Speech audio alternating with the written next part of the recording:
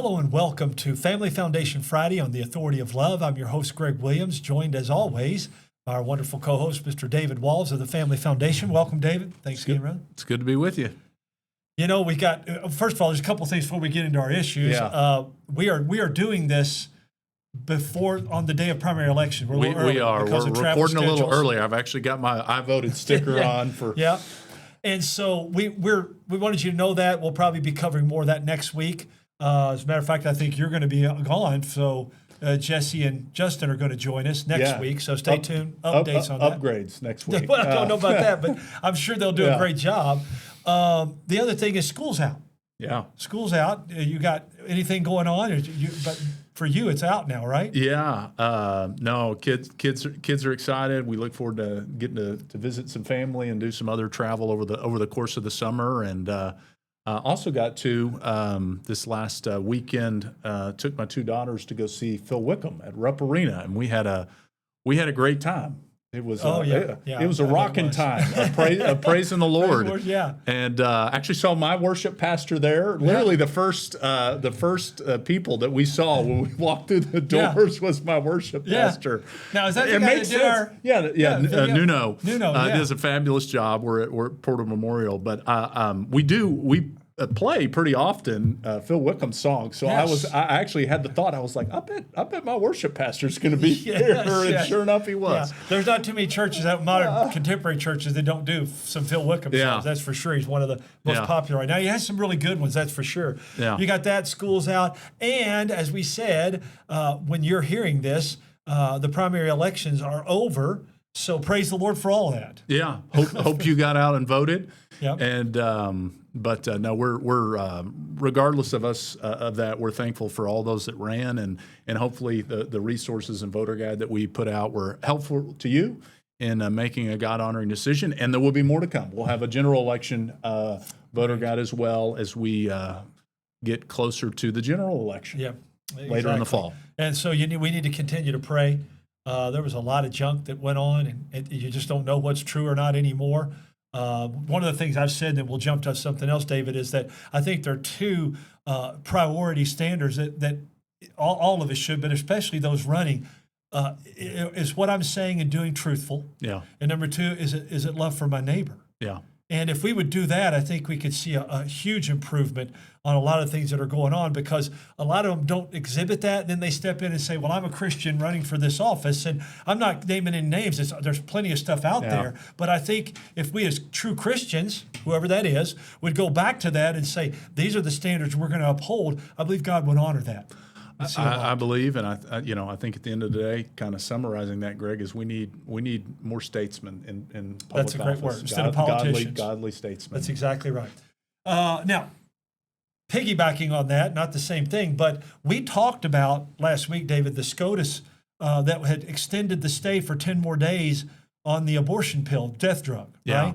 There's been a ruling on that, and it's very, very disappointing. It really is. Unfortunately, back on May 14th, the U.S. Supreme Court allowed the stay that they had put in place on the Fifth Circuit decision to continue to be in place. So what does that mean? So that essentially means that the Biden-era abortion death pill deregulations regime it remains in effect. So mail order, without an in-person doctor visit. So it's going to continue to mean the proliferation and a ability for pro-life states to have their laws not being able to really be enforced because of the proliferation of the abortion death pill. All of that's going to continue. Now, the Supreme Court still, we need to be praying that they will take up this case. They didn't make a decision as to whether they're going to necessarily hear this case or not. But in the meantime, what it's going to mean is the Biden era pro-abortion, mail order proliferation of the abortion death pill with no regulations in place to protect the mother. That regime is going to continue. Right. And so we were very disappointed in that, as I know many others. I think there was a real hope that the Supreme Court was going to allow the righteous decision from the Fifth Circuit to stay in place while the case proceeded. But unfortunately, that didn't happen. So what does that mean? And we put out a call to action on this immediately, Greg, because the reality is that Biden is not president of the United States anymore. Trump is. And it was a very bad deregulation. Absolutely. And so, the FDA under President Trump should be acting. They should have already undone these Biden era regulations to begin with. And so we have there's a new FDA director that was recently put in place. And so we have an action alert if you go to our website at KentuckyFamily.org, where you can send a message and say, look, it's time for the Trump administration, it's time for the FDA to reverse their pro-abortion policies. And ultimately, not only do we think that we want to see the Biden era free-for-all policies go away, we actually want to see the FDA revoke the authorization of this pill to begin with. Because let's remember what the FDA's meant to do to begin with.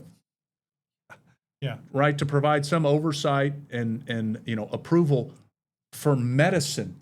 Yes. Medicine, Greg. Yeah. For the a good.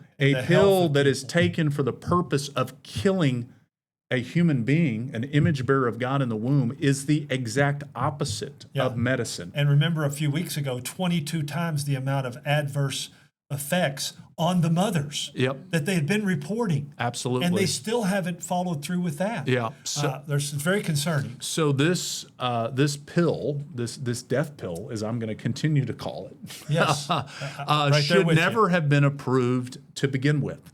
And so it's really time that we raise the temperature on the Trump administration on this issue. Look, he's approaching. It'll be later this year.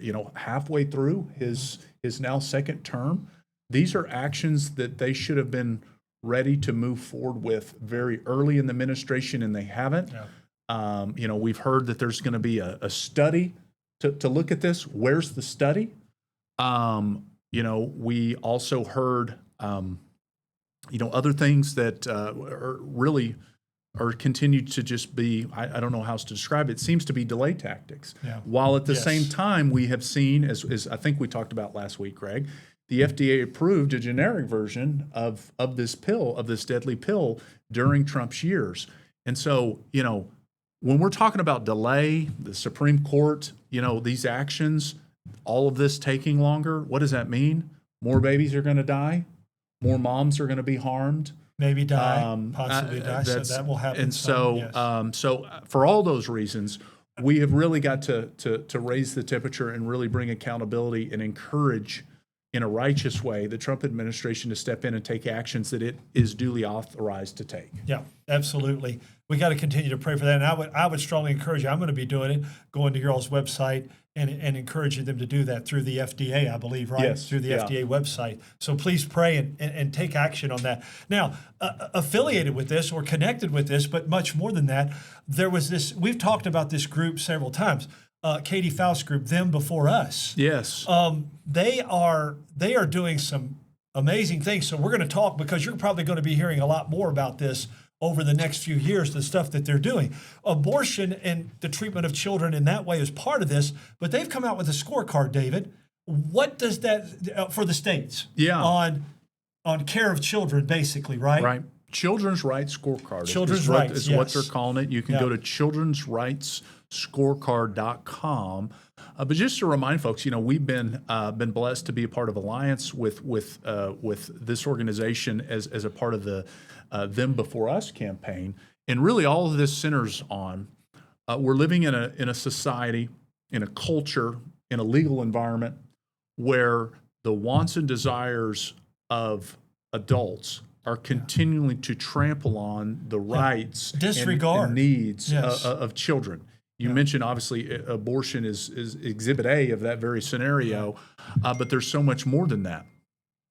Whether you're talking about looking at parentage laws, the definition of marriage, divorce laws, the lenient divorce laws that we have that so many times are centered around making it easy for parents and for adults, obviously, to get a divorce not taking into account the impact that has if there's children at the home. And then obviously on the surrogacy side, on the IVF side. Homosexual marriage, that's all of these have an adverse, mostly an adverse effect on children. Yep.